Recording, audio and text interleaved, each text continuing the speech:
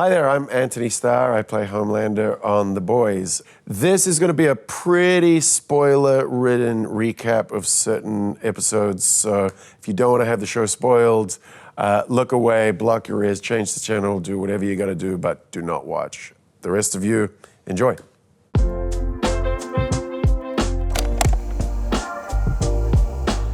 The show really starts with a pretty incredible piece of guest casting. The Charlize cameo came about by following our usual pattern of cameos, which is it's the rigorous screening process of whoever returns Seth Rogen's calls. I think she, talked to Seth and Evan. They just made the long shot together. Talk about the definition of an incredible sport. She's like, yeah, I'll do a favor for you. And great, because it's going to involve a superhero costume fitting, coming out to Simi Valley for a full day shoot, and reading the most ridiculous Nazi dialogue ever with a straight face and totally nailing it. And she was game for all of it, so it was quite amazing. There is there's actually an extended version of the Charlize Homelander scene, which will be on Amazon X-Ray when the first episode drops, and there's even more ridiculous dialogue that we forced her to do. So yeah, tune in for that. Sadly, we were never in the same spot at the same time. She shot her stuff in LA, and we were busy in Toronto, so we were doing our stuff in Toronto. But you never tell when you see it cut together, and it's hysterical, the whole setup, and then with Homelander's coming in and talking to Stormfront, and you're sort of wondering what's going on, and then turn around and the reveal of Charlize is just hysterical. And she's such a great actor as well, and she looks absurdly beautiful, she's Charlize Theron. So it's just such a surreal, and it's a cracking good opening to the show. I thought it was so perfect because I also thought, okay, so she's being placed in this film that's also kind of a cover-up for the fact that Homelander fell for a Nazi. It's one thing to be in a show with another actor and never meet them because you can have totally separate storylines. That happened a lot during season 1. There were actors who, like The Boys, I would never run into on set. I would never see them. It was like we were on a different show. But we were all in the same scene as her, and we never have even met her, which is wild, especially for Antony because he has an entire scene with her. But it was hilarious. And, the funny thing is that we come in with these cheesy one-liners that also, we're not actors, we're superheroes, so we get to deliver them in a cheesier way than we would, and to have license to do that is just kind of fun, and to satirize, I don't know, that whole world of studio films that are, taking up the box office at this moment, but it was great. Yeah, no, it's amazing. I mean, I just saw Doctor Strange last week, and when that cameo came up at the end, I started giggling. Anytime we can sort of inadvertently, duplicate what's happening in Marvel, I'm happy. At the beginning of season 3, we find Butcher in a pretty frustrated place. There's a real inertia that has transpired in his war against the Seven, and specifically Homelander. Butcher feels like he is the only one who is actually acutely aware of the real position they're in, that everybody else is living in some kind of Disneyland reality where Butcher knows that they're in a fight to the death, and playing by a set of rules that the other side aren't going to adhere to is not in their best interest. Star shining bright above you. Night breezes seem to whisper, I love you.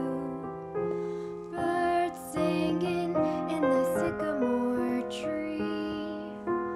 Dream a little dream. Hey. There's a scene in episode 1. Kimiko sees someone at the party playing the piano, and she sings. And I think that's something the viewers will be surprised by, because it's the first time they're hearing my voice and I'm actually singing. And it is a dream sequence, but it's what Kimiko wants to be. She wants to feel the connection with another human being so badly, and communication is such a big part of that. And currently she only had it with Kenji last season, and then now she has it with Frenchie, but nobody else. So that piano scene is her longing to have a friend and her longing to be that girl on playing the piano. My recollection is it was Craig Rosenberg who brought you such hits as Dolphin Through the Windshield and Plunging into the Whale brought you Termite running up his lover's penis. It's a very natural evolution, by the way, because once you realize you're going to do a tiny Ant-Man character, you have to have that Ant-Man, run up someone's butt and then blow them up. But then we realized that we already had blown up someone's ass. So it's like, there's only so many orifices a person can go in. So it's really by process of elimination. Stayed away from that set. I didn't feel like that was something that I needed to see. And, after working on the show for 2 seasons, going into 3rd season, you come to build up a certain desensitization to some of the more graphic content. The Termite scene is crazy because it happens all in the first 10 minutes of the show. I think it's before the credits. And when Tamara and I read the script, we were just kind of blown away at how insane of a shot that was going to be. They did such a wonderful job of making it hilarious and also kind of tragic at the same time. When Termite sneezes and he explodes out of the guy, he has this look of horror on his face, and then Frenchie comes in and he's like, oh, I didn't see anything. I'm actually a little shocked how very little feedback we got from Amazon on that one, on the giant penis. I think we've worn them down, and they're just exhausted with us. So it's easier to get things through. They were totally cool with it. I mean, there's a standards rule, which is actually quite amazing, of you're not supposed to show an erect penis. So we had to be very careful with the design of the penis because we built it practically. That's an 11-foot high, 30-foot long penis built at great expense. But if you look at it, we had to design in all these wrinkles to make it clear that it wasn't erect. So anyway, it's exhibit 7023, why I love this job. Just a man who fell for the wrong woman. Fell for the wrong woman. But out of crisis comes change. Out of crisis comes change. So I spent the last year really slowing down and reconnecting with myself. And I am very excited for everyone to meet the real me. There's something wrong with Homelander. Yeah, Homelander's mental state at the start of season 3 is not good, and I guess considering Homelander's mental state generally is not very good, he's in a pretty bad place. In season 1, Patton Oswalt said Antony Starr gives a smile like it's a jump scare, and that felt like a really apt description.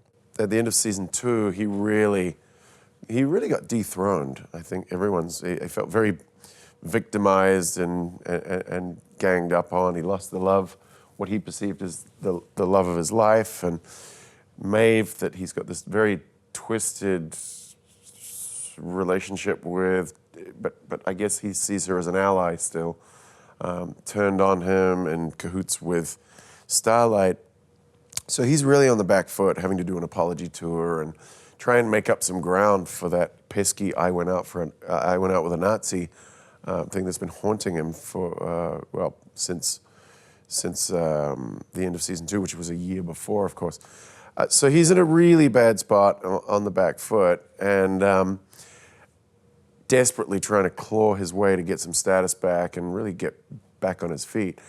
And then the delightful Stan Edgar presents a pretty big obstacle in that respect by making Starlight the co-captain of the 7 with him, and that's something he never expected. I don't have to tell you that our brand has been a bit tarnished since that nasty business last year, but you have restored a wholesome, trustworthy image to the company when we needed it the most, which is why the board wants to make you co-captain of the 7. What? Co-captain? My reaction to that moment when I read it in the script was, this is gonna be fun. Because first of all, I thought, okay, Starlight is in for it. Because obviously Homelander encompasses one of the concepts that we've drilled into this show, which is that power corrupts. And it's corrupted him, and he's gotten drunk on it, and he's taken advantage of it. And so my increase in power, he sees as a threat to his own power. And so while initially I take it as an opportunity to maybe potentially seize more control in Vought, maybe change things up a little bit, maybe do some good. You know, I really wanted Homelander to feel like, to borrow a metaphor from Butcher's scenes, like a steam kettle starting to boil. You know, the most powerful man on the planet, and he's like completely feels victimized all the time, like certain former presidents. But he finds a way to turn it around, you know, that old saying of keep your friends close and your enemies closer really rings true. And so he flips it into a positive for himself and thinks, right, well, if you're going to be right next to me, then I'm going to make it the most uncomfortable experience of your potentially short life. I realize I can't really do that because it has ignited him and angered and provoked him so much that he's just manipulating me constantly, has me under his thumb, and I kind of feel at any moment he's about to laser me. So it's a kind of be careful what you wish for moment. No, I didn't tell Aya at the end of season 2 she'd be coming back. I think we had to still sort of figure it out. I mean, we very intentionally left her alive and wanted her to be a player in there, you know, one way or another. I'm not sure we totally knew how yet.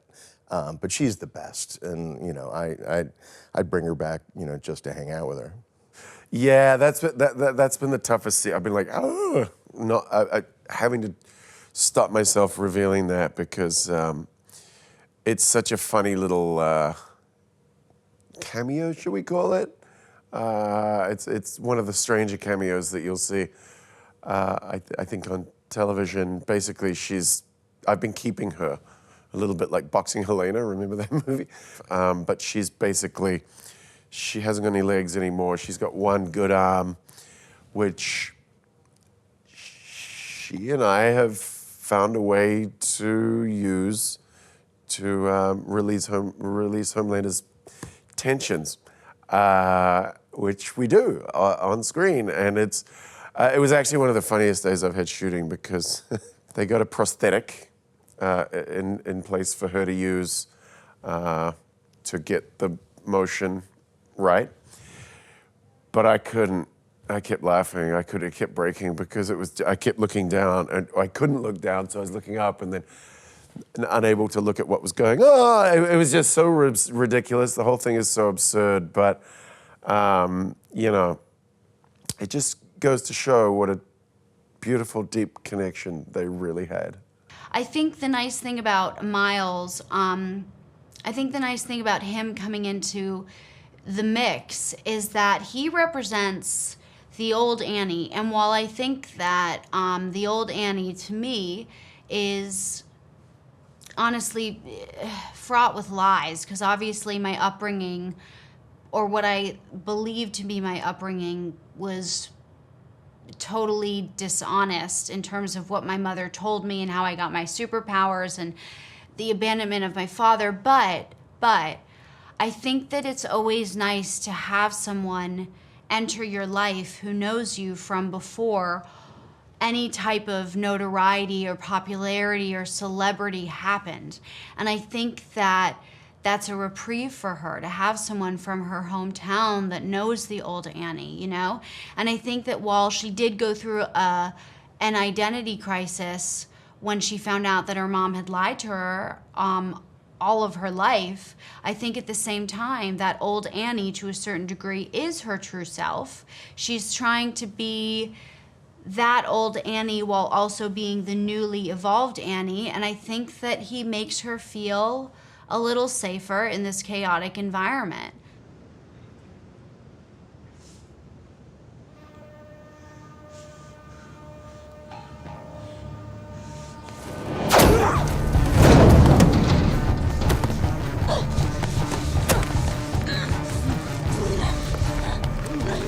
I really wanted to shoot a fight scene this season, and we spent about 6 weeks choreographing that fight. So we came in every week or so for a couple of hours, and we rolled around on the floor struggling, and it was amazing. And the entire team, led by John Kayama, was just phenomenal, and I had so much fun doing it. I mean, the actual night of the shoot, I'm used to having blood on me on this show now, so I'm like, that was nothing. But we were very much rolling around on the floor, and a lot of like fake blood was reaching my hair. And so at the end of that evening, I left set with just like chunks of my hair ripped out of my head, which all grew back, and it looks great. It looks great. But that was an intense night. Temp V doesn't exist in the comic, actually. In the comic, the boys, really from the beginning, like just all shoot up Compound V, and they're just superheroes. And Seth, Evan, and I, really from day one of the first choices we made was that we didn't want to do that, because I think it takes something away from the underdog, thing of these like guys who are completely outmatched by literally superpowered individuals, but you have to figure out how to bring them down with your wits. And we never wanted to lose that. And so, it was time to, nod to that storyline in the comic in season 3. But I did it with a lot of hand wringing. I was worried. I was like, I'm really nervous about, with the DNA of the show.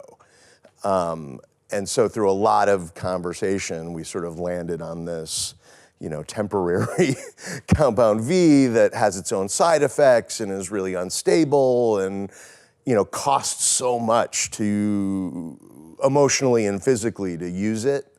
So then we could get into, once we start talking about it as a drug metaphor and like a heroin metaphor, and that I had an escape hatch that I could make them normal again when I needed it, then I kind of came around to the idea.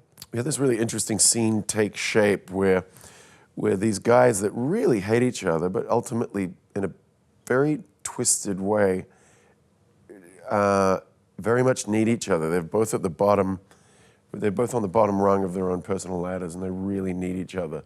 And just got those beats before of like, Karl Butcher really playing it cool, even though he's just hidden this V, this Temp V, so he's actually bricking it, but he's playing it cool, and you can see Homelander sort of looking around at the hole that he's living in, wow, he's really fallen from grace. He's really in a bad spot, which I don't think he anticipated. He had a hunch, but seeing is believing. There's going to be one of them left standing. Again, I just love the fact that everybody else is happy in the show, but Homelander and Butcher, and the fact that they conspire to shake up the world and get things back on a more chaotic track. I just love that. So he's very aware that he's getting squeezed and pushed into a corner, and the only way out of that corner, bizarrely for both of them, is with William. So he turns up, and they have this very interesting little chat where they kind of make a death pact. I'll inspire you, you inspire me, we'll get back to strength, and then we will fight like cats and dogs. It's almost like brothers, they'll have a fight to the death, blood and bone, shock and awe sort of thing. And that becomes, I think, for the characters, kind of, at least for my character, for Homelander, I'm not going to speak for Karl, but it becomes a driving force for the season.